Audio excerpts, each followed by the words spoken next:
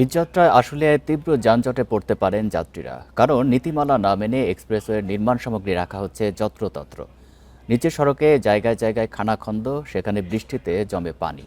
এতে সাধারণ সময়ে এই যানজট লেগে থাকে। এদিকে প্রকল্পটির মেয়াদ আরও 6 মাস বাড়ানোর প্রস্তাব করা হয়েছে। এতে সহসায় ভোগান্তি কমে যাবে এমন লক্ষণও দেখা যাচ্ছে না। এ নিয়ে আলোচনা করতে বুয়েট থেকে যুক্ত হচ্ছেন পরিবহন বিশেষজ্ঞ অধ্যাপক ডক্টর মোহাম্মদ হাদিউজ্জামান। জনাব হাদিউজ্জামান, আপনাকে স্বাগত জানাচ্ছি ইন্ডিপেন্ডেন্ট সংবাদে। শুরুতেই যেটি জানতে চাই যে আশুলিয়া এবং আবদুল্লাপুর এলিভেটেড এক্সপ্রেসওয়ে যেটি কাজের কারণে ভোগান্তি এখন চরমে, ঈদ যাত্রায় তো এই ভোগান্তি আরও বেড়ে যাবে। এই থেকে আসলে রক্ষার উপায় কি?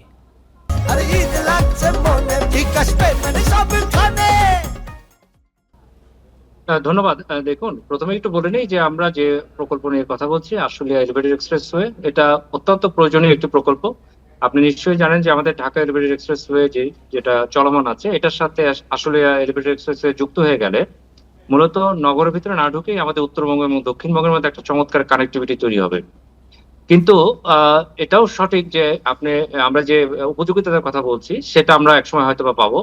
কিন্তু তার আগে যেটা বিষয় আপনি নিশ্চয়ই জানেন যে আসলে আমরা অতীত দেখছি যে আমাদের কোনো প্রকল্পই আমরা কিন্তু সময় মতো শেষ করতে পারি না। এটা আমাদের অনেকটা কালচার হয়ে গেছে।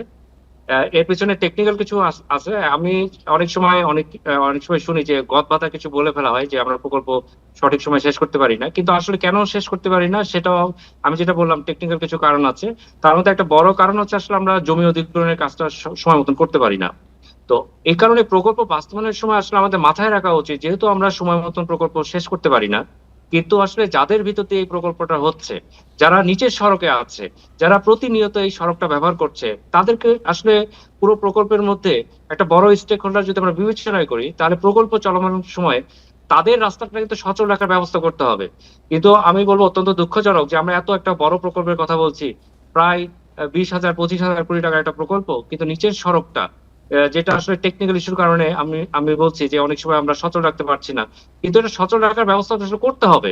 এত বিনিয়োগ কিন্তু হচ্ছে। কিন্তু যারা আসলে এই কাজটি করছে তারাই তো আসলে রড, সিমেন্ট সহ নানা রকমের সামগ্রী সেখানে ফেলে রাখছে, এবং বৃষ্টিতেই সেখানে জলবদ্ধতা হচ্ছে, যানজট হচ্ছে এবং অ্যাক্সিডেন্টও হচ্ছে।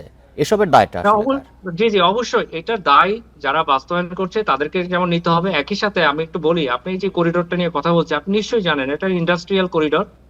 এর দুই পাশে অসংখ্য শিল্প কারখানা তৈরি হয়েছে এবং নগরায়নও কিন্তু অনেক দ্রুত হচ্ছে, যেহেতু এটা শিল্প কারখানা এলাকা। কিন্তু এখানে ড্রেনেজ সিস্টেম আগে থেকে কিন্তু অনেক দুর্বল। এবং তার সাথে এখন যেহেতু সড়কের উপর নির্মাণ কাজ চলছে, এখানে খুঁটি হচ্ছে, খুঁটির উপরে আপনার ডেক স্ল্যাব হবে, ইত্যাদি ইত্যাদি। কিন্তু নিচের সড়কের যেটা আমি বললাম, যে আশেপাশে ইন্ডাস্ট্রির কারণে এমনিতেই এখানে আগে থেকে জলাবদ্ধতা হতো।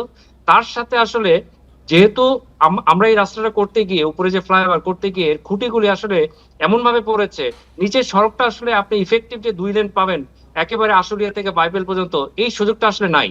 কারণ জমি অধিগ্রহণটা আসলে আমরা সময় মতন করতে পারিনি।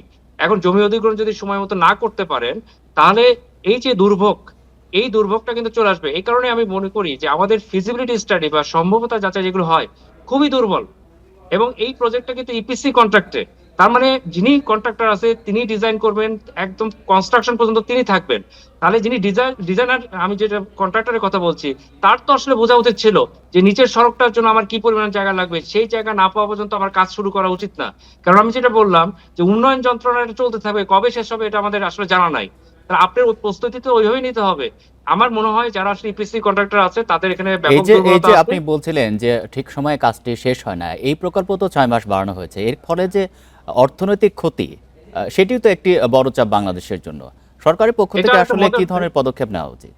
জি জি, এটা একটা মজার বিষয় যেটা আমি বলছিলাম, আপনার ফিজিবিলিটি স্টাডি তো আসলে দুর্বল। এই যে 6 মাস বাড়ছে, একটু বুঝতে হবে এখানে অনেকগুলি ভ্যারিয়েশন চলে আসছে।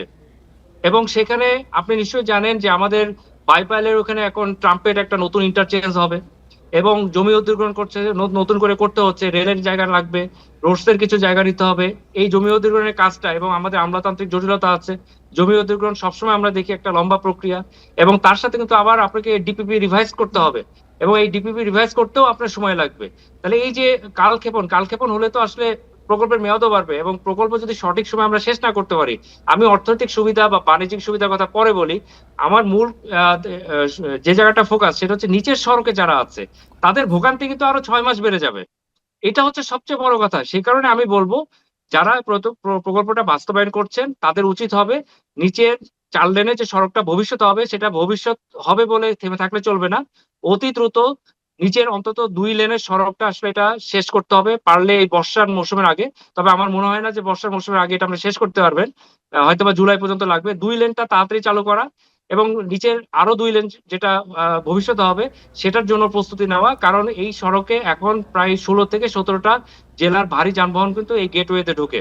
তো নিচের সড়কটা নিয়ে আমার বেশি ভাবতে হবে। উপর সড়কটা একসময় হলে সেটা আমি বললাম ব্যাপক উপযোগিতা তৈরি হবে। সেটা ভবিষ্যতের কথা। কিন্তু উন্নয়ন যন্ত্রণা ৫ বছর ৬ বছর ধরে চলবে সেটার জন্য আমাদের আয়োজন প্রস্তুতি আর থাকবে না। নিশ্চয়ই আপনি যে এটা আসলে মেনে পরামর্শগুলো নেওয়া যায় না। দিলেন সংশ্লিষ্ট কর্তৃপক্ষ সে বিষয়ে নজর দেবে। আপনাকে অসংখ্য ধন্যবাদ দিচ্ছি আমাদের সাথে আলোচনায় থাকার জন্য।